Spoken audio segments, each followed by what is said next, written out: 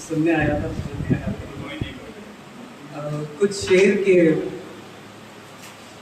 तीरों को भर रहे थे शिकारी कमान में, पंछी लगे हुए थे जब ऊंची उड़ान में।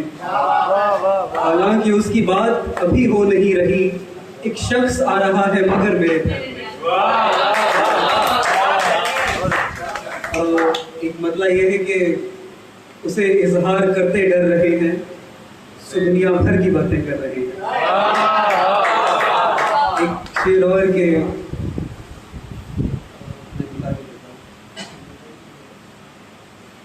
इतनी सी बात आती नहीं उसकी अक्ल में, वो शख्स मोहब्बत है दोस्ती की शक्ल में।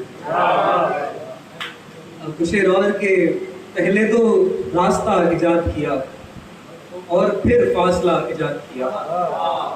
जिंदगी तुमको खुदा ने दी अगर, तुमने फिर क्या नया इजाद किया। पहले तन्हाई बोझ लगती थी, फिर किसी ने नशा इजाद किया। पहले तन्हाई बोझ लगती थी, फिर किसी ने नशा इजाद किया।